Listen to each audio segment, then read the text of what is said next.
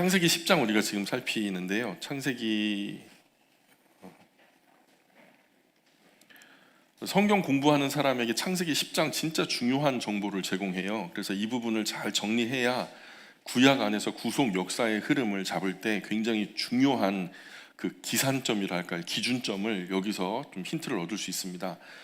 특히 창세기 10장 1절 한번 같이 읽어볼까요? 10장 1절입니다. 시작. 노아의 아들 셈과 함과 야벳의 족보는 이러하니라. 홍수 후에 그들이 아들들을 낳았으니. 자, 여기 셈과 함과 야벳에다가 동그라미 쳐볼까요? 노아에게는 몇 명의 아들이 있죠? 3명. 셈과 함과 야벳 순이죠. 누가 첫째 같아요?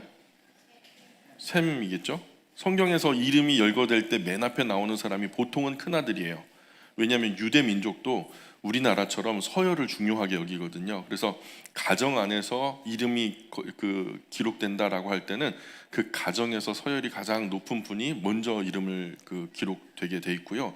아들들이 쓰여질 때도 첫째가 먼저 맨 앞에 나오는 것이 일반적이고요. 그리고 불특정 다수의 사람들이 기록될 때는 보다 나이가 연배가 높은 분들 또는 비중이 있는 분들을 앞에 세우는 경우가 보통 일반적이죠. 그래서 여기서도 셈이 큰아들이고 함이 둘째, 야벳이 셋째라는 거 알 수 있죠. 그리고 또 주전 480년에 에스라가 이스라엘 역사 에스라가 썼던 것은 포로에서 귀환하면서 우리가 이제 망한 나라가 다시 하나님의 은혜로 복권이 되는데 이 새로운 나라를 우리가 어떤 아름다운 나라로 만들까, 그 나라를 다른 열방에 있는 다른 나라에서 모델을 찾기보다는 우리나라 이스라엘 민족의 역사 가운데 가장 중흥했던 중흥기 다윗과 솔로몬의 때를 우리가 모티브로 삼아서, 그때를 모델로 삼아서 우리가 하나님께 충성하는 멋진 나라 한번 만들어 보자, 이렇게 생각하고 썼던 기록이 역대기예요. 역대기. 그 역대기에 나오는, 그래서 에스라가 쓴 건데 에스라가 역대기를 쓰면서 1장 4절에 거기에도 노아 셈, 함과 야벳은 조상들이라 이렇게 기록하고 있어요. 역대상 1장 4절 노아, 셈, 함과 야벳은 조상들이라, 이렇게 여기서도 그 서열이 그대로 존중되고 있고요. 그럼 창세기 10장 21절 보실래요? 창세기 10장 21절 같이 읽어볼게요. 시작. 셈은 에벨 온 자손의 조상이요 야벳의 형이라. 그에게도 자녀가 출생하였으니. 그 킹제임스 성경이나 NIV 성경에서는 큰아들이 야벳으로 나와요. 웃기죠? 킹제임스 버전이나 아니면은 NIV 성경에서는 큰아들이 셈이 아니라 야벳으로 나온단 말이에요. 그런데 우리가 쓰는 개역 개정이나 NASB 같은 경우에는 똑같이 셈이 큰아들로 나오고요. 그런데 그 원어 성경에 보면은 한글 우리가 지금 읽는 성경이 맞아요. 근데 그러니까 이제 그 원래 원어 성경대로 하자면은 셈이 첫째고 둘째, 함이 둘째고 야벳이 셋째라는 거 뭐 그대로 믿는 것이 좋죠.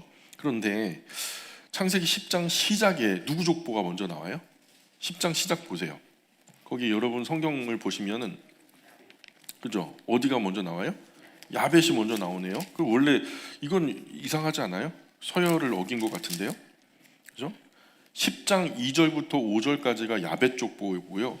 10장 6절부터 20절까지가 함의 족보고요. 10장 21절부터 31절까지가 셈의 족보예요. 야벳의 족보는 3절, 그리고 함의 족보는 15절, 셈의 족보는 11절이 기록되고 있죠. 자, 그래서 셈의 족보는 11절, 상대적으로 좀 길죠. 함의 족보 15절. 그래서 이런 부분을 보면서 일반적으로 학자들은 이렇게 생각해요. 셈 같은 경우에는 아시아 지역 족장, 그러니까 지금 소아시아 중심에서 이스라엘 중근동을 중심으로 해서 지구의 배꼽 같은 것이, 지구의 영향력을 펼친다면 어디에 깃발을 꽂는 것이 가장 효율적일까라고 할 때 지정학적으로요, 지금 이스라엘 예루살렘이 가장 중요한 위치예요. 왜냐하면 동쪽으로는 아시아 대륙이 펼쳐져 있죠. 그리고 에게해를 넘어서 보스포러스를 넘어가면 유럽 대륙이 펼쳐져 있죠. 남쪽으로 내려가면은 이제 서쪽으로 가면은 아프리카, 이집트를 중심으로 북아프리카부터 남아프리카까지 대륙이 연결되죠. 오른쪽으로 조금만 가면은 인도 반도가 또 펼쳐져 있죠. 그렇죠? 그리고 이제 아메리카 그 대륙까지도 도모할 수 있을 만큼 좋은 지정학적 위치가 이제 이스라엘이라는 말이죠. 그래서 이제 어쨌든 그 셈은 아시아 지역의 족장으로 알려져 있어요. 보통 이렇게 퍼져 나갔다고 봐요. 지금 우리가 지금 이 지도를 중심으로 해서 여기가 이제 인도 반도고요. 이 중앙아시아, 그리고 여기가 이란, 이제 여기가 이제 사우디아라비아, 뭐 여기가 이제 리비아, 예, 이렇게 이제 아프리카 이제 이디오피아 이 구스 쪽이죠. 이렇게 여기는 함의 후손들.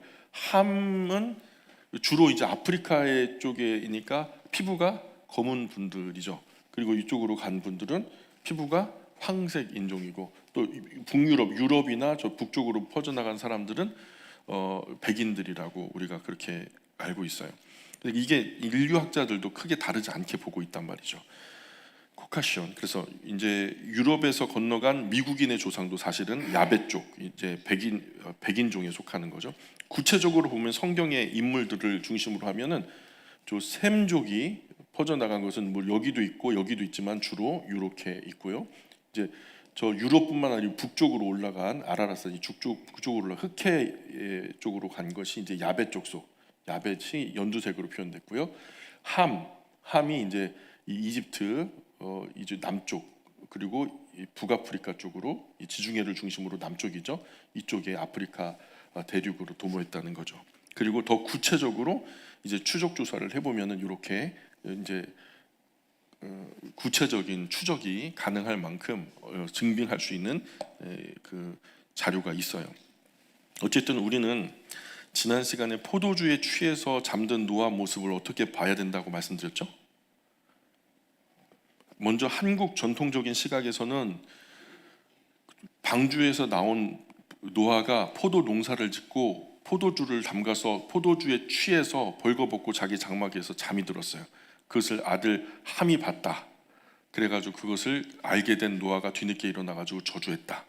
그러니 그것은 술 취한 늙은 노아의 큰 실수, 술주정, 추태 뭐 이 정도로 보고 있거든요. 그러나 우리는 시각을 새롭게 해서 족장의 선지자적 선포, 예언과도 같은 의미다. 그 예언으로 보는 관점이 맞다라고 말씀드려서, 같은 계열로 보자면 야곱이 12아들들에게 장래일을 예언하죠. 어떤 자녀들에게는 복을 주고 어떤 자녀들에게는 저주를 퍼버요. 그렇죠? 그런데 그 12아들들에게 펼쳤던 그 예언이요, 거의 정확하게 다 지금 맞았더라고요. 우리가 확인할 수 있는 모든 것은 사실 맞았다고 봐야 돼요. 그리고 같은 맥락에서 볼 수 있는 것이 바로 이 노아의 세 아들에 대한 예언이었단 말이죠. 이런 의미에서 창세기 9장 24절 27절까지, 창세기 9장 24절부터 27절까지 한번 읽어볼까요? 같이 읽어봅니다. 시작. 노아가 술이 깨어 그의 작은 아들이 자기에게 행한 일을 알고 이에 이르되 가나안은 저주를 받아 그의 형제들의 종들의 종이 되기를 원하노라 하고, 또 이르되 셈의 하나님 여호와를 찬송하리로다. 가나안은 셈의 종이 되고 하나님이 야벳을 창대하게 하사 셈의 장막에 거하게 하시고 가나안은 그의 종이 되게 하시기를 원하노라. 아멘. 자, 그의 작은 아들이 자기에게 행한 일, 그의는 누구죠? 그의는 우리가 흔히 노아라고 생각해요. 근데 노아 아니에요. 지금 여기 시점이 엉켜요. 그러면 그래서 노아가 술에 깨어서 그의 작은 아들이 자기에게 행한 일을 알고, 여기서 그 시점이 맞으려면요, 그의는 누가 돼야 되냐면 함이 돼야 맞고요. 함의 작은 아들이 누구죠? 함에게는 몇 명의 아들이 있죠? 함에게는 이게 이제 함의 족보인데요, 네 아들이 있어요. 구스, 미스라임, 붓, 가나안. 근데 작은 아들이라고 하면은 구스는 분명히 아닐 거죠. 근데 중간에 미스라임이나 붓을 작은 아들이라 할 수 있어요? 근데 가나안의 입장에서 보면 다 큰 그 형들이잖아요.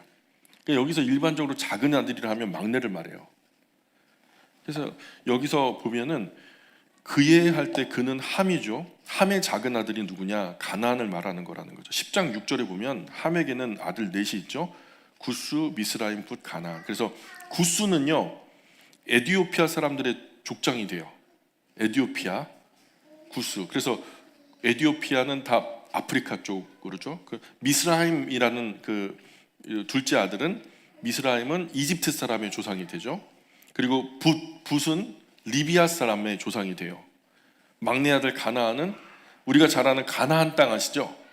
그 가나안 땅 중심으로 거주하게 돼요. 그 지금의 이스라엘 땅, 그 갈릴리 호수로부터 요단강 그리고 사해에 이르기까지, 그리고 지중해를 왼편에 둔 비옥한 초승달 지역 모양의 그 지역을 이제 가나안 땅이라고 하는데, 거기가 워낙 땅이 기름지고 좋으니까 몰려 살았어요.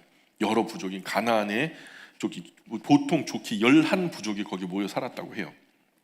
그런데 이 가나안, 그래서 이제 가나안을 그 작은 아들이라 이제 부르고 있는 거죠. 물론 9장 20절 22절에는 이렇게 기록되고 있어요. 9장 20절 22절에서는 이렇게 말하죠. 노아가 농사를 시작하여 포도나무를 심었더니 포도주를 마시고 취하여 그의 장막 안에서 벌거벗은지라. 가나안의 아버지 함이 그의 아버지 하체를 보고 밖으로 나가서 그의 두 형제에게 알림해 셈과 야벳이 옷을 가져다가 자기들의 어깨에 메고 뒷걸음질 쳐 들어가서 그들의 아버지 하체를 덮었으며 그들이 얼굴을 돌이키고 그들의 아버지 하체를 보지 아니하였더라. 이렇게 보면은 당연히 우리가 함이 봤다라고 우리가 할 수 있는데, 함이 그 아버지 하체를 보고 밖으로 나가서 그의 두 형제에게 알렸다, 함이 다른 두 형제에게 알렸다, 이렇게 되었잖아요. 근데 그 앞을 수식하는 말이 뭐예요? 가나안의 아버지라고 되어 있어요. 이 누추한 일의 시작이 함이 그렇게 시작된 것이 아니라 아마도 가나안이라는 이 사람의 이름이 강한 인상을 남기는 거죠. 그래서 9장 24절에서 그의 작은 아들이 자기에게 행한 이 일이라는 그 문장 안에서 그는 그와 자기는 같은 사람이 아니라는 거예요. 그래서 함의 작은 아들 가나안이 자기, 즉 노아 자신에게 행한 일이라고 해석하는 것이 맞다. 조금 더 쉽게 풀어 설명하자면 함의 막내 아들 손자 가나안이 할아버지 노아에게 행했던 일, 이것이 바로 바른 해석이다. 지금 이제 현대에는 이런 해석을 지지하고 있어요. 이것을 알고서 노아가 이제 알게 되었고, 노아는 크게 화를 내죠. 노아가 왜 이렇게 화를 냈을까요? 가나안의 범죄는 단순히 벌거벗은 할아버지를 다른 사람들에게 흉본 것 정도로 이해하면 안 된다고 말씀드렸죠. 지난주에 말씀드렸던 대로 가나안의 범죄는요, 하나님께서 이스라엘에게 그 광야를 지날 때 포도에서 난 거 먹지 말라 하시죠. 그런데 약속의 땅 가나안에 들어가면 거기서 너희들이 포도나무에서 나온 소실들을 먹게 될 거다. 각기 자기의 포도나무와 각기 자기 무화과 나무 아래에서 자기의 음식을 먹게 될 거다. 그리고 그것이 이 열매가 너무 풍성하다 보니까 다른 이웃들을 각기 자기 무화과 나무 아래로, 각기 자기 포도나무 아래로 초대하게 될 것이다. 남으니까 이웃들 초대해가지고 야, 우리 거 잘 열렸어, 한번 먹어봐 하면서 막 와인도 내오고, 또 포도로 뭐 빵도 파이도 구워보고, 뭐 무화과로 뭐 이렇게 전병도 뭐 만들어보고 하면서 여러 가지 이제 그런 그 풍성한 과실들의 열매를, 그게 뭐냐면 하나님의 언약의 성취의 개념으로서의 안식이에요. 그래서 40년 동안 잘 그 순종하면서 걸어서 약속의 땅 가나안에 들어갔을 때 비로소 포도나무, 무화과 나무에서 난 것을 먹었단 말이죠. 이게 구약 성경 내내 흐르는 거예요. 이 전쟁에서도 그렇고 열조들의 모든 패턴이 똑같아요. 그래서 나시린도 뭐 먹지 말래요? 술 먹지 말라 그러는데 사실은 그 문장 자체를 보면은 포도나무에서 난 것까지, 건포도 뭐 모든 것들을, 근데 술이 중점이 아니라요, 사실은 포도예요, 포도. 그래서 이게 만약에 이제 이제 언약의 성취로서의 안식의 개념으로 보자면 하나님의 말씀에 노아가 순종했죠. 100년 넘게 방주를 지었어요. 그렇죠?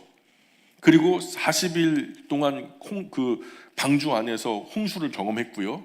그리고 1년 동안 그 안에 갇혀 지냈어요. 순종함으로. 그리고 하나님께서 아라라스 중턱에다가 이 배를, 방주를 걸리게 해서 그 문이 열렸죠.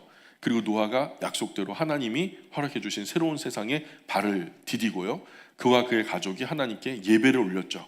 그리고 하나님께서 무지개 언약으로 다시는 대홍수로 심판하지 않겠다 약속하셨고요.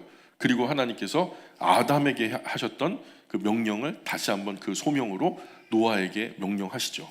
그리고 노아가 포도나무에서 나온 소실 그 사실 그것들을 먹게 된 거죠. 이것은 그러면 어떤 흐름에서 볼 수 있냐면 안식의 개념으로 볼 수 있어요.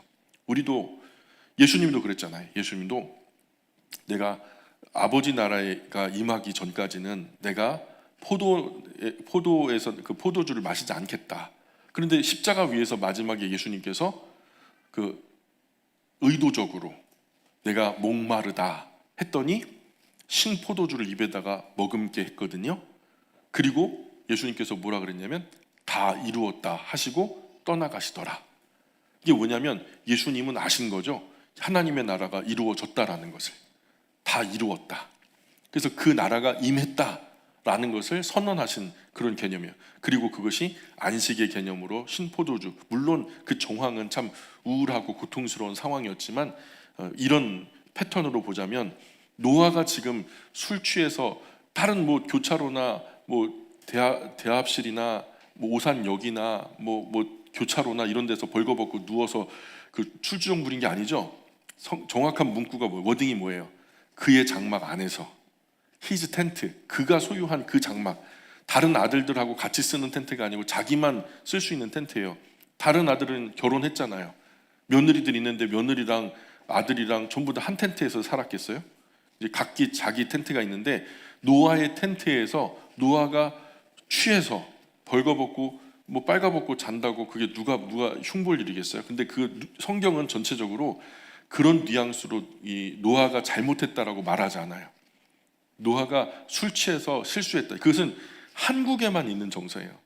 전 세계적으로 술 취하는 것이 죄악시 되는 나라는 한국이 유일하거든요. 도덕적 편견이 있어요.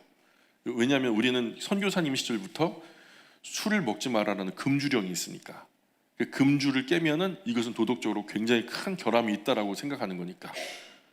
그래서 그런 도덕적인 편견을 벗고서 보면은 이 언약의 결과로서 안식의 개념으로서의 노아가 포도에서 난 것을 먹음으로 충만하게 취했다라는 것은 만약에 이것을 손주되는 가나안이 다른 사람들에게 그걸 갖다가 막 흉보고 놀리고 그랬다면은 하나님이 약속하신 그 안식을 비우는 꼴이 되는 거잖아요.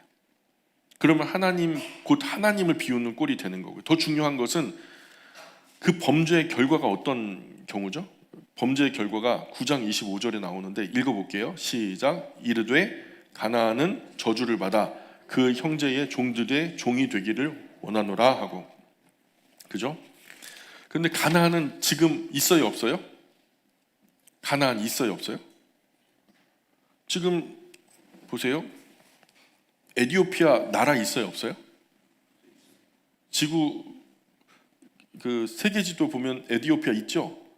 자, 미스라임, 이집트 있어요, 없어요? 예, 있죠. 리비아라고도 하는데 리비아 있어요, 없어요? 있어요. 가나안 있어요, 없어요? 아, 미안해요. 법서유에 대해 웹에서 찾은 얘가 너 조용해라. 제가 잘 이해한 건지 모르겠네요. 아, 참. 가나안은 없어요. 근데 이 가나안을 보면 11명의 자녀들이 있는데요. 여기에 가나안 7족속이 다 들어가 있어요. 자, 얘기를 이제 이어가 볼게요. 그래서 그 가나안에게 속한 후손은 11족속이 있어요. 그 시돈, 헷, 여부스, 아모리, 기르가스, 히위, 알가, 신, 아르와, 스말, 하맛 여기 있는데 여기서 이제 가나안 7족속 중에서 가나안 브리스가 빠졌어요. 그런데 어쨌든 이 이름이 그대로 가나안 땅에 살던 족속들의 이름이죠. 이 가나안 족속이 왜 멸망하죠? 성경은 그들의 죄악이 관영해서 하나님께서 그들을 멸하셨다, 이렇게 멸하겠다라고 작정하셨다 이렇게 소개하고 있는데요. 노아가 족장으로서 선지자적 예언을 선포했는데 뭐라고 선포했죠? 가나안은 저주를 받아 그 형제의 종들의 종이 되기를 원하노라. 자, 요거 밑줄 그어놓으세요. 9장 25절 밑줄 그어놓고 이게 어떻게 성취되는지 제가 설명드릴게요. 형제들의 종이 아니죠. 형제의 종들의 종이 되기를 원한다라고 선포해요. 셈의 족보를 한번 보세요. 셈의 족보. 이게 셈의 족보예요. 자, 10장 21절. 10장 21절 읽어보겠습니다. 시작. 셈은 에벨 온 자손의 조상이요 야벳의 형이라. 그에게도 자녀가 출생하였으니 셈의 아들은 엘람과 아수르와 아르박삿과 룻과 아람이요. 자, 이 5명의 아들 엘람, 아수르, 아르박삿, 룻, 아람, 이 이름 전부 다 기억할 건 아니고요. 셋째 아르박삿을 주목하세요. 셋째 아르박삿. 아르박삿이 꼭 기억해야 되는데, 아르박삿 그리고 셀라, 그 다음에 에벨, 그 에벨에게는 두 아들이 있었죠. 벨렉과 욕단, 그죠? 글씨가 보이시나요? 예, 셈에게 5 아들이 있었고, 아르박삿 여기 집중해야 된다고요. 셀라, 에벨, 벨렉과 욕단이 있어요. 욕단에게는 13명의 아들이 있었다는 거, 요것만 기억하시면 되고요. 우리가 주목할 거는 벨렉이에요. 셈, 아르박삿, 벨렉을 주목하셔야 돼요. 자, 그래서 벨렉이 이후에 11장 18절에 보면 르우를 낳고, 또 11장 20절에 보면 르우는 수룩을 낳아요. 또 수룩은 나홀을 낳고요. 11장 22절에 나홀은 데라를 낳죠. 11장 24절에 또 데라는 세 아들을 낳죠. 데라가 낳은 세 아들의 이름은 뭘까요? 아브라함과 나홀과 하란을 낳죠. 아브라함과 나홀과 하람, 우리가 잘 아는 아브라함, 그 아브라함이에요. 11장 26절에. 그리고 데라의 막내 아들 하란은 롯을 낳죠. 하란은 롯을 낳는데, 롯이 그 하란이 아버지 데라보다 먼저 고향 갈대아 우르에서 죽어요. 11장 28절에. 자, 기억할 이름이 몇 개예요? 셈, 아르박삿, 뭐 살라, 에벨, 뭐 벨렉 있죠. 그 다음에 아브라함. 그리고 마태복음 1장 17절에 가면은 1장 1절부터 17절까지 이 계열이, 아브라함까지 올라왔던 이 계열이요, 어디까지 연결을 해요? 예수 그리스도라. 아브라함의 자손 예수 그리스도라. 예수님께 이르는 라인을 우리가 기억하자는 거예요. 이게 이스라엘 라인이에요. 그 중간에 에벨이 나와요. 에벨이라는 지금 요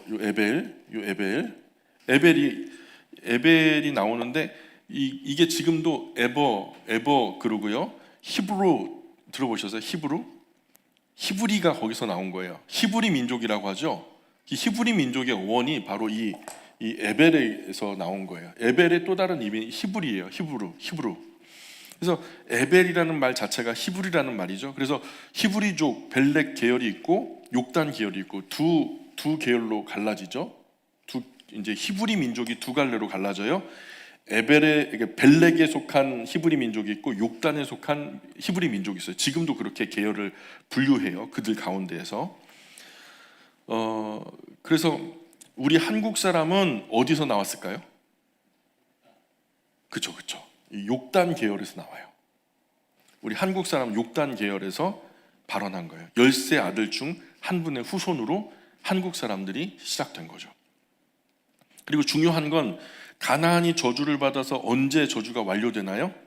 노아가 주전 3000년 전 사람이고요. 그러니까 기원으로 따지면 기원 전 3000년 전 사람이고요. 그리고 2500년 전에 대홍수 심판이 있었어요. 그리고 가나안의 족속이 완전히 없어진 때가 주전 1000년. 이때가 언제냐면 다윗 때 대홍수 후 노아의 가나안에 대한 선지자적 족장의 예언 선포가 다윗 때에 비로소 이루어져요. 자, 9장 26절 한번 읽어볼까요? 9장 26절 창세기입니다. 시작. 또 이르되 셈의 하나님 여호와를 찬송하리로다. 가나안은 셈의 종이 되고, 가나안은 누구의 종이 되고? 셈의, 요거가 설명이 안 돼요. 그죠? 요거를 좀 설명드릴게요. 가나안이 어떻게 셈의 종이 되었다는 건가? 자, 다윗은 셈, 함, 야벳 중에 어느 족속 사람이죠? 다윗은 그죠? 셈에 속한 족이죠. 셈족이란 말이에요. 그래서 이스라엘 땅을 아브라함의 후손들이 점령을 한 거죠. 누구의 예언 때문에? 노아의 예언 때문이죠. 창세기 9장 24절 27절까지의 말씀이 그대로 이루어진 거죠. 그런데 함에게 네 아들 중에 막내 아들 가나안은 완전히 없어졌죠. 근데 오늘 가나안 땅은 누구의 땅이 됐죠? 그 땅을 뭐라고 불러요? 이스라엘이라고 부르죠. 이스라엘 또 전의 이름은 뭐예요? 야곱. 야곱은 누구의 아들이죠? 계속 따지면은 아브라함의 자손이죠. 그래서 이스라엘 야곱은 이삭의 아들, 이삭은 아브라함의 아들이죠. 그런데 나머지 함의 아들들은 지금 나라가 있어요, 없어요? 지금도 있어요. 에디오피아 지금 있죠. 그래서 자기 나라를 그 사람들이 뭐라고 그러면 에디오피아 사람들에게 당신의 나라를 뭐라고 부르면 쿠시 그래요. 쿠시 뭐 이렇게 말해요. 근데 그게 아까 우리가 봤듯이 구스를 그들의 본토 발음으로 하면 쿠시예요. 쿠사이 또는 쿠시. 그리고 또 이집트도 지금 있죠. 그 이집트 사람들이 자기 나라를 뭐라고 부르는지 아세요? 이집시언이라고 말하지 않고요. 이집트 사람들이 미스라임이라고 그래요. 근데 여기 보면은 미스라임이라고 써 있네요. 성경 그대로예요. 그리고 지금 여기 리비아도 있어요. 리비아 사람들도 자기들 뭐라고 부르냐면 원토 발음은 풋이라고 해요. 풋. We are put. 우리는 풋이라는 거예요. 리비아라고 부르지 않아요. 성경에 지금 이 이름들을, 족장의 이름들을 지금도 쓰고 있어요. 지명으로. 국가의 이름으로. 이렇게 정확하게 함의 네 아들 중에서 세 아들의 나라는 지금도 있죠. 근데 가나안만은 존재하지 않아요. 다윗 때 완전히 멸망해 버리죠. 그리고 그 땅은 완전히 아브라함의 자손의 땅이 된 거죠. 그리고 아직도 이렇게 이제 성취된 것을 보고서요. 이제 일단락 짓고 생각해 보자고요. 노아가 술 취해서 술주정 부리다가 자손을 저주했다고 생각해요? 근데 저주한 그 술주정이 이렇게 이루어졌다고요? 이 족장의 예언적인 선포로 봐야 되는 거예요. 족장의 선지자적 예언 선포였어요. 성령님의 인도하심으로 이루어진 예언이죠. 하나님의 철저한 계획 속에 있었던 거죠. 그래서 가나안 땅이 이스라엘 땅이 된 거죠. 노아가 술에서 깨고서 우리가 방금 읽었던 대로 이런 고백을 하죠. 이게 언제 이루어졌다고요? 다윗 때. 그리고 9장 27절 보세요.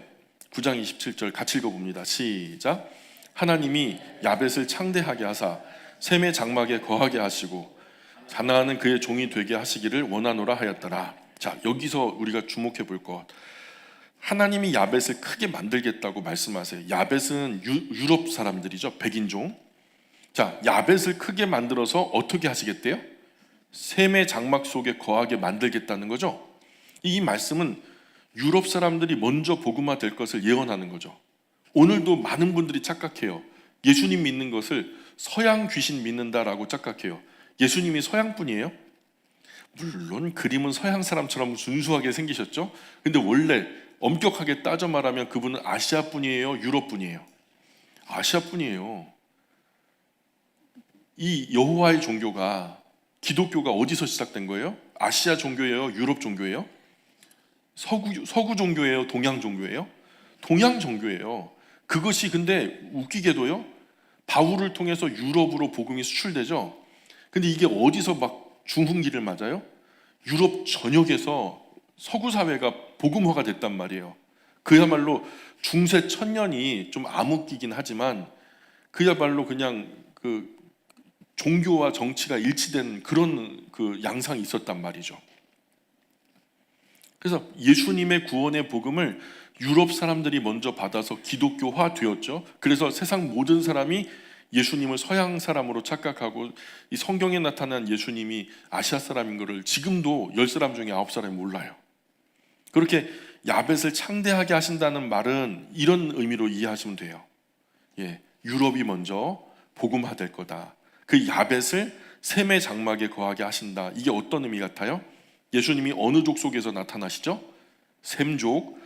유럽 사람들이 셈족, 즉 예수님의 구원의 복음 안에 거하게 된다는 것을 말하는 거죠.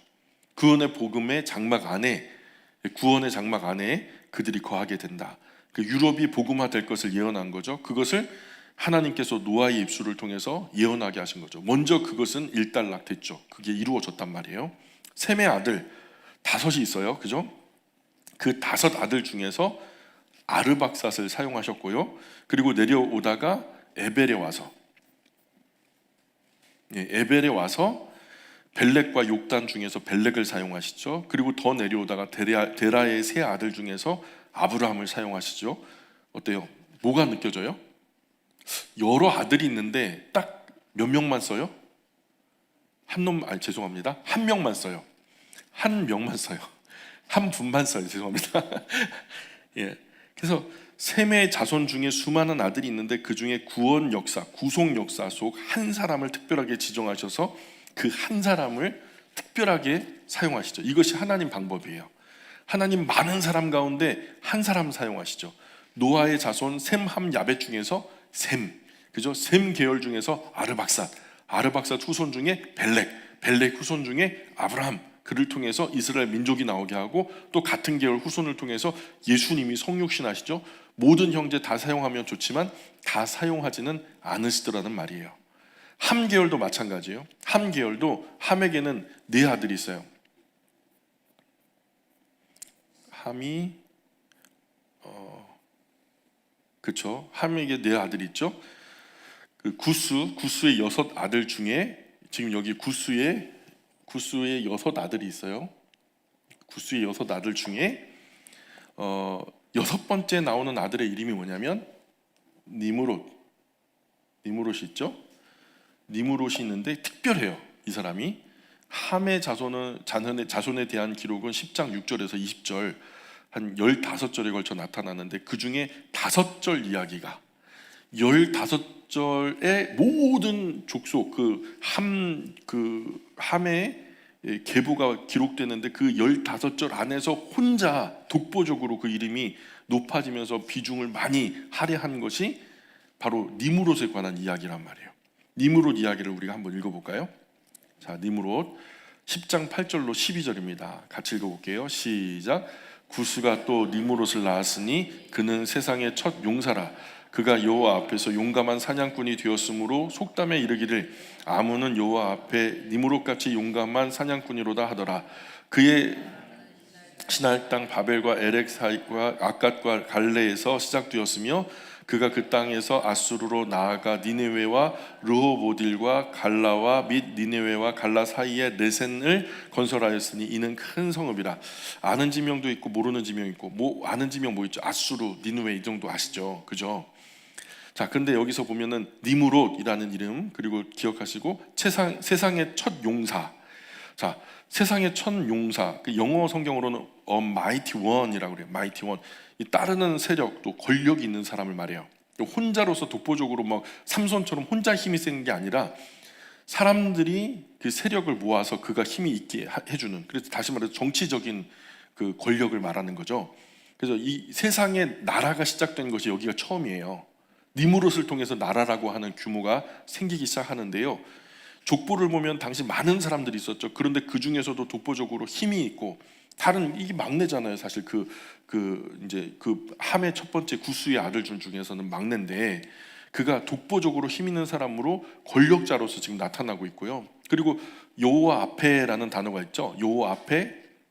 근데 여호와 앞에서라는 번역이요 문맥에 맞지는 않아요.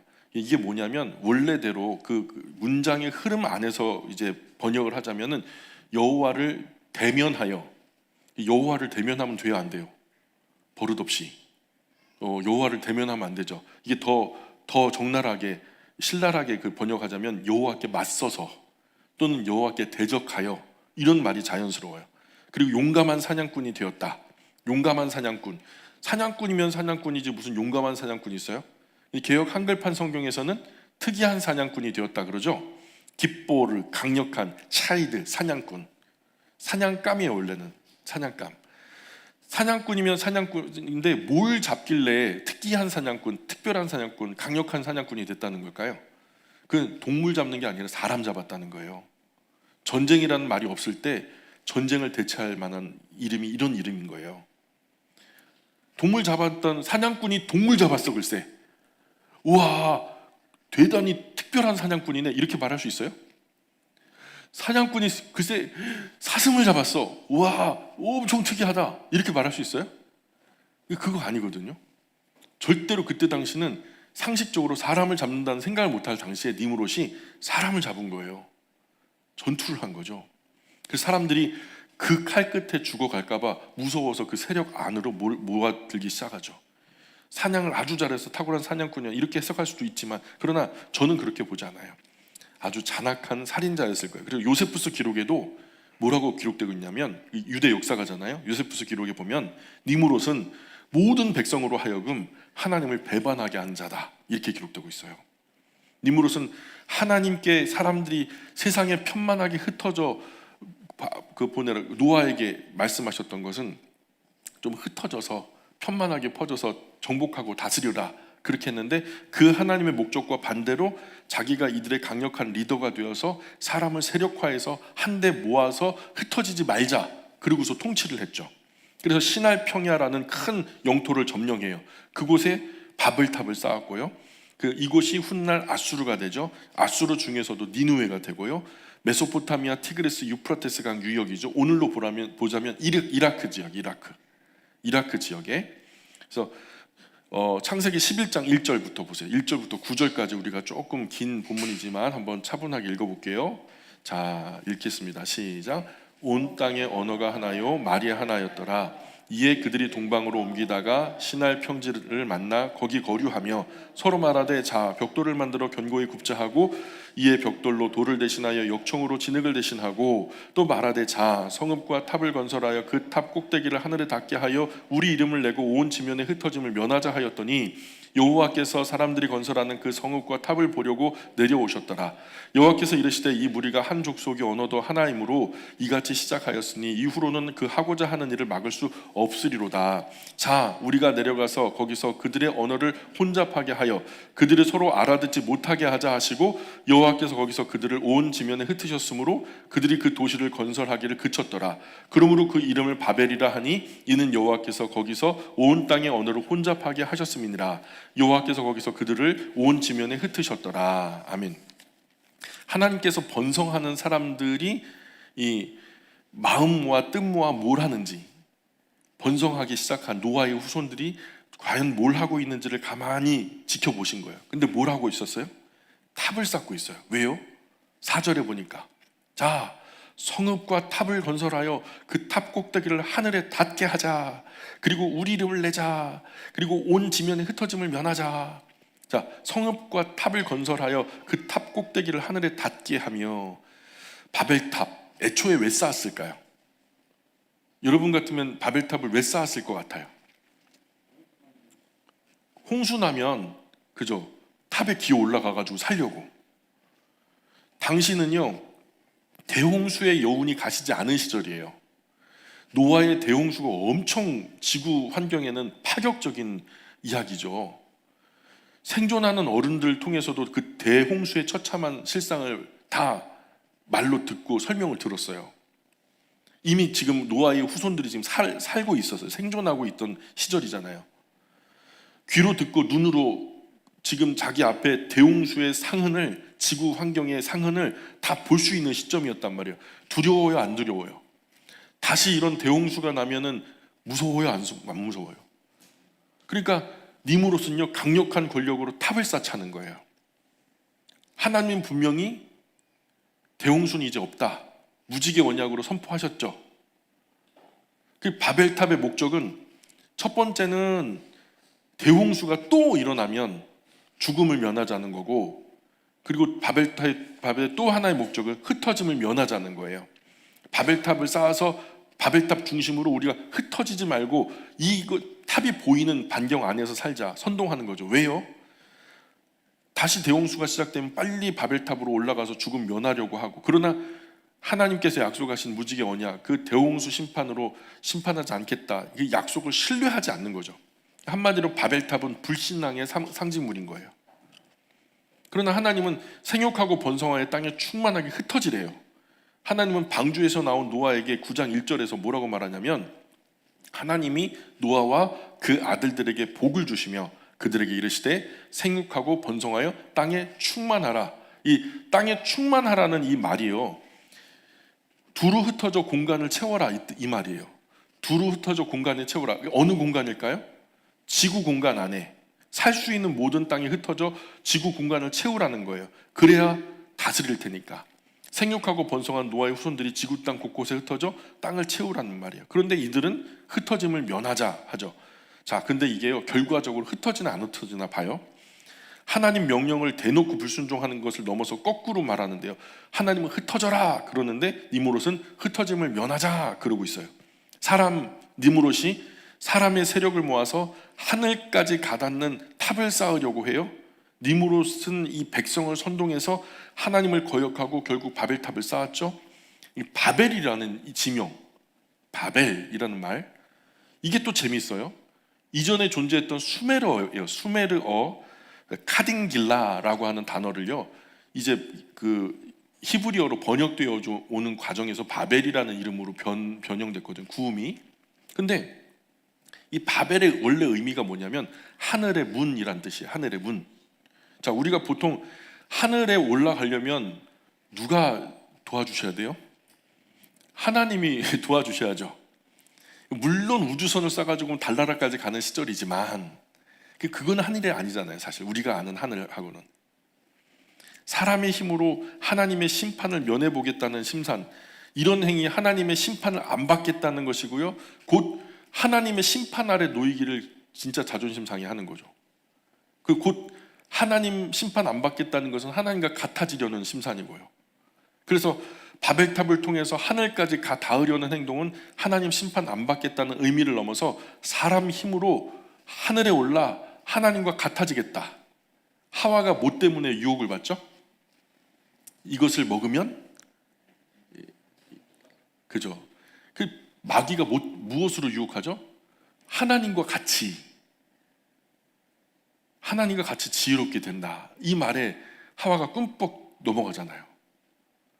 그때로부터 지금까지 하나님을 반대하는 악한 이 적그리스도의 세력은요, 늘 그래요. 문화 속에서, 문명 속에서 하나님을 대적하는 모습으로 나타나요. 그래서 사람 힘으로 하늘에 올라 하나님과 같아져 보려는 거죠. 그런 의미로서 탑을 쌓았고요. 그리고 우리 이름을 내자 그러죠. 자, 딱 우리 이름을 내자. 우리 이름을 내자. 누구 이름 내야 돼요?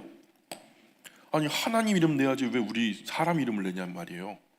애초에 사람이 지어진 목적 누가 지으셨어요? 하나님이 지으셨죠. 그럼 하나님이 지으신 목적은 뭐냐면 하나님 대신 하나님 일을 하며 하나님의 영화로운 모습을 세상에 나타내 보여주기 위해서 사람을 대리자로 세우신 거예요. 대리자가 영광 받으면 돼요? 마땅히 영광 받으실 분은 하나님이죠. 그래서 하나님이 사람을 하나님 형상 따라 지어주신 것이 사람인 거예요. 그런데 그런 사람이 우리 이름을 내자? 대놓고 반역하는 거죠. 그래서 하나님은 사람을 흩어버리시기로 작정하시죠. 그 방법이 바로 언어를 흩어버리는 방법이죠. 그래서 하나님은 언어를 흩어버리세요. 지구에 존재했었고 지금 존재하는 언어가 약 1만 가지 언어가 있었대요. 그 언어가 한꺼번에 터져 나오니까 사람들이 의사소통이 안 돼요. 그 이 혼란은 입으로 말하는 구어, 말로 하는 구어체만 아니라 손짓, 발짓, 바디랭귀지까지 다 엉망진창이 돼버렸어요. 동양 사람들이 오세요 하면은요, 서양 사람은 저리로 가요. 서양 사람들이 오세요 하면은 동양 사람들은 가요. 예, 그게 거꾸로 되는 거예요. 반대로 가라 하면 오고 오라 하면 가고, 그죠? 그리고 동양 사람들은 카운트 업을 해요. 너 지금 당장 안 달려오면 엄마한테 엉덩이 10대 맞아. 하나, 둘, 셋, 카운트 업이죠. 근데 미국 사람들은 어때요? 유럽 사람들은 어때요? 3, 2, 1, 발사 그러잖아요. 카운트 다운을 해요. 어휘도 달라요. 문법도 주어, 동사, 목적, 목적보 뭐 이런 식으로 가거든요. 우리 한국 말하고는 전혀 달라요. 그래서 지금 이 손가락으로 헤아리는 것도 우리는 엄지손가락부터 이렇게 헤아리는데 거기는 거꾸로 이렇게. 그래서 어법 순서 완전 뒤죽박죽. 그래, 이런 내용도 유대인 백과사전에 나오는 이야기예요. 이 니무롯이 바벨탑을 쌓는데 가장 앞장서서 하나님을 대적하죠. 니무롯 이야기를 조금 더 이어가 보면 일반적인 역사에서 다루는 밀리타 여신이라고 들어보셨죠? 이 여신의 기원이요, 유대인 백과사전에 의하면 니무롯의 아내 세미라미스라는 여자가 바로 밀리타 여신의 기원으로 나타나요. 이 사람 여자를 신격화한 거죠. 근데 이 세밀라미스라고 하는 이 여자, 니무롯의 아내였어요. 니무롯이 있고요, 니무롯의 아내 이름이 세미라미스까지. 그리고 이 두 사람 사이에서 나온 아들은 아니지만 아들이 이제 담무스라는 아들이 있어요. 자, 니무롯이 모든 사람 위에 군림하면서 더불어 그 혜택을 본 것이 바로 아내죠. 니무롯의 아내의 이름이 세미라미스. 그리고 남편 니무롯이 죽어요. 세미라미스가 천하의 악녀였나 봐요. 그래서 어쨌든 남편이 이룩한 거대한 명예와 권세, 부를 다 내려놓는 것이 세밀라미스에게는 참 쉽지 않은 일이잖아요. 그래서 이 세밀라미스가 죽은 남편 니무롯의 시체를요 12등분으로 잘라버려요. 그래가지고 각 지방으로 보내버려요. 복종하지 않으면 죽여버리겠다는 거죠. 그러면서 남편과 같이 공포 정치를 하는 거예요. 그리고 자기가 여왕의 자리에 등극하죠. 그러다가 남편이 죽은 후 한참 만에 사생아가 태어나요. 그리고는 뭐라고 뭐 할 말이 변변치 않으니까 자기 남편이 아들로 다시 환생했다, 그렇게 주장해요. 여기서 온 세상 종교의 윤회설, 환생설의 기원이 시작돼요. 그런 뒤에 아들 담무스와 결혼해요. 사실 불교의 윤회설, 환생설도요 여기에서 기원하는 거예요. 그걸 그대로 벤치마킹 해가지고 따가지고 간 것이 불교예요. 어쨌든 그런 다음에 이제 이 세밀라미스가 자기 아들 담무스와 결혼해요. 왜냐하면 남편의 환생이니까 아들하고 결혼해도 상관없죠 뭐. 그러니까 그리고서는 아들 담무스를 남신이라고 하고 태양신이라고 하고 그리고 자신은 세밀라미스를 어머니신 여신이라고 주장해요. 그리고 이 어머니신, 남편신, 아버지신, 어머니신, 그리고 아들신의 개념, 이 구조가 중근동 그리스 신화의 원형이 되는 거죠. 여기서 모든 것들이 시작돼요. 이것이 어디고서는 제우스라고 하고 뭐 다른 그 여러 이름으로 불리지만 사실 이 구도는 변하지 않아요. 온 세상 우상, 아빠신, 엄마신, 아들신의 구조가 된 거죠. 오랜 시간이 지나서 이 허탄한 신화의 구도를 그대로 따르는 고대 종교들이 신약 시대를 지나서 사도, 속사도, 교부 시대까지 계속 전개되고 있거든요. 이 종교들을 하나로 모아서 세력화하기 위해서 이 고대 종교들을 어떻게 모을 수 있을까? 종교적 바벨탑을 쌓은 것이 바로 로마 카톨릭이에요. 모든 고대 종교를 하나로 모아서 직제를 통일해요. 쉽게 말해서 기독교의 사제는 목사거든요. 근데 그들의 사제나 신부나 모르는 거 다 해가지고 그 직제를 통일해요. 그래서 그 종교 직제, 의식, 옷, 모자, 그리고 로사리오라고 하는 묵주, 신들의 프레임까지 비슷하게 만들어버리고요. 어제 이방 종교 사제가 오늘 교회 사제가 돼서 제의를 주장하는 코미디가 벌어지죠. 과거로부터 현재까지 로마 카톨릭은요, 더 많은 사람들을 세력화할 수 있다면 망설이지 않고 그런 제도들을 기꺼이 받아들여요. 진정한 대중 종교죠. 인기 많은 정치적인 종교예요. 더 많은 사람들을 세력화할 수 있다면 수당방법 가리지 않죠. 더 많은 사람을 하나님 말씀, 구원의 복음, 이 진리 안에 초대해야 되는데, 진리가라면 더 많은 사람을 세력화해서 하나 되게 하는 일에만 혈안이 돼 있죠.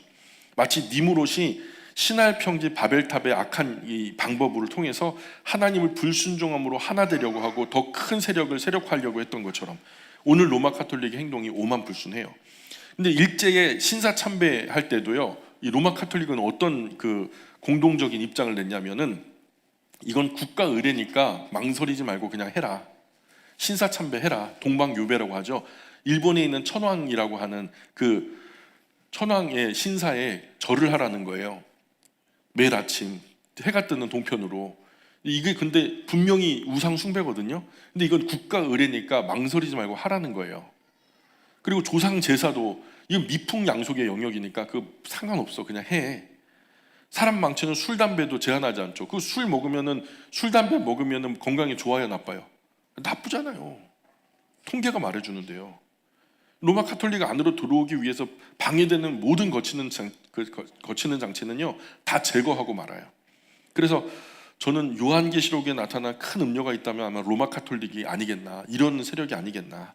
처음부터 음란한 여자는 없죠. 시작은 순결했지만 점점 타락해져 가는 거죠. 그렇게 수많은 사람을 미혹하는 큰 음녀가 되어버린 거죠. 아무튼 대홍수 심판이 보람도 없이 노아의 후손도 빠짐없이 타락하죠. 세상은 바벨론 중심으로 하나님을 외면하고 거절하는 불신앙 흐름으로 전락해 버리고요. 자, 소아시아에서는요 이제 엄마 신을 키벨레라고 해요. 아들 신을 데이오스라고 하고, 가나안에서는 아스타롯, 그리고 에베소에서는 아르테미스, 다이아나, 다 엄마 신을 말하고요. 고린도 아프로디테 엄마 신을 말해요. 이집트에서 아이시스 엄마 신, 호루스 아들, 라는 이제 아빠 신을 말하는 거예요. 바벨론 밀리타 엄마 신, 아수르 이슈타르 아스타롯 엄마 신, 그리고 페니키아에서는 아스타롯 엄마 신, 로마에서는 비너스 엄마 신, 이런 어떤 여신의 개념.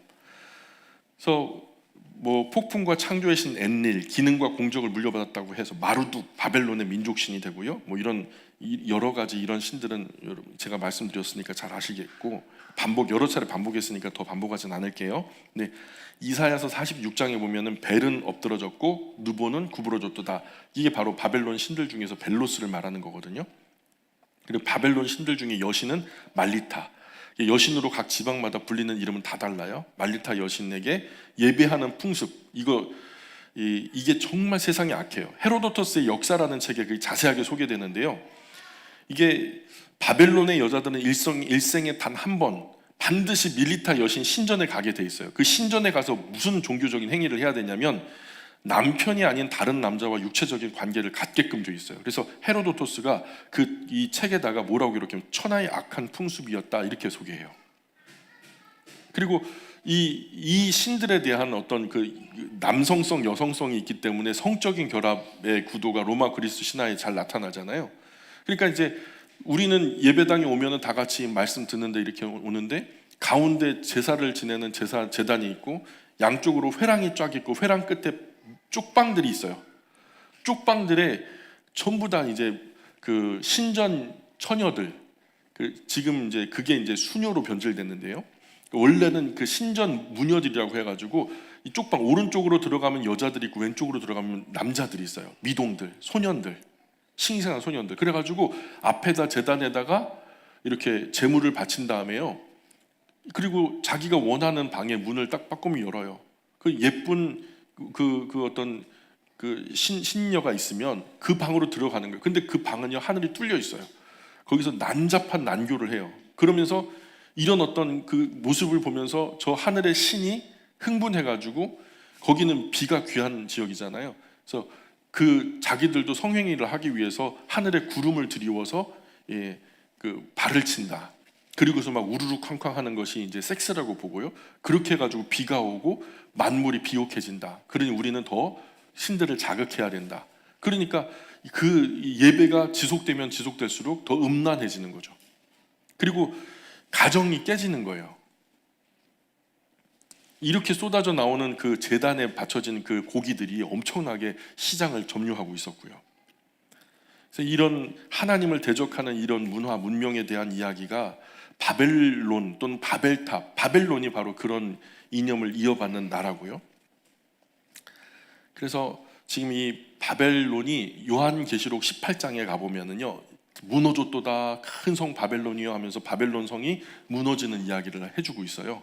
결국에는 하나님의 이 종국사적 종말의 날, 심판의 날에 그 심판을 받게 되는 세 종류가 있죠. 첫 번째는 큰 음료가 심판을 받고요. 그 다음에 짐승이 심판을 받죠. 아마 우리가 지금 배우기로는 아마 그 글로벌한 정부가 하나 태어날 거다.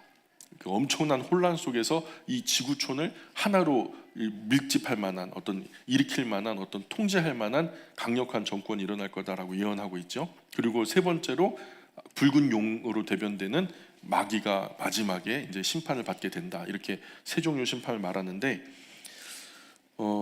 어쨌든 이런 바벨탑이 바로 그런 문화를 말하는 거죠. 하나님을 대적하는 그 세상 나라. 결국 그 나라가 망한대요. 그러니까 우리는 지혜롭게 어느 나라에 속해야 되겠어요? 하나님 나라에 속해요? 아니면 바벨론에 속해요? 나중에 그 로마서에 보면은 바울이 바벨론을 얘기해요. 바벨론은 벌써 수천 년 전에 망했는데 바울이 바벨론을 얘기하는 거예요. 근데 그 바벨론은 어디를 말한 거예요? 로마를 말해요. 그러니까 이게 바벨론이라는 이름이 이후로 하나님을 대적하는 문화나 그런 나라들의 이름을 그 은어처럼 이제 쓰여지고 있어요. 나중에 이제 요한계시록에도 그렇게 멸망당한다는 이야기를 나오고요. 어쨌든 오늘은 여기까지 하죠. 기도하겠습니다. 귀하신 하나님, 창세기가 온 세상의 원역사를 얘기하고 있기 때문에 모든 나라, 모든 백성이 귀 기울여 들어야 할 굉장히 중요한 의미이고 또 시작이라고 저희는 믿습니다. 그래서 이 창세기에서 오랜 시간 머물고 있는데 하나님 저희들에게 지혜를 주셔서 하나님의 말씀 창세기를 읽을 때에 이 많은 이야기들이 마음속에 정리되게 도와주시고 이 세상을 바라볼 때에 세상이 우리에게 가르치는 세계관이 아니라 성경이 우리에게 가르치는 세계관대로 그 세계 안에서 바른 가치를 찾게 하시고 그 바른 가치관 안에서 바른 인생을 찾게 하시고 그 바른 인생관 안에서 나의 남은 역사가 세세토록 나의 다음 세대 후손에까지 이루어질 수 있도록 이어져 갈 수 있도록 계승되어져 갈 수 있도록 하나님 저희가 하나님의 나라의 세계관을 살아가는 복된 하나님의 자녀들 되었으면 좋겠습니다. 하나님 새롭게 시작되어지는 한 주간의 삶을 주님께 의지하오니 동행하여 주시고 선한 길, 바른 길, 옳은 길로 붙들어 주옵소서. 오직 하나님만 영광 받으셨으면 좋겠습니다. 감사하며 예수님의 이름으로 기도합니다. 아멘.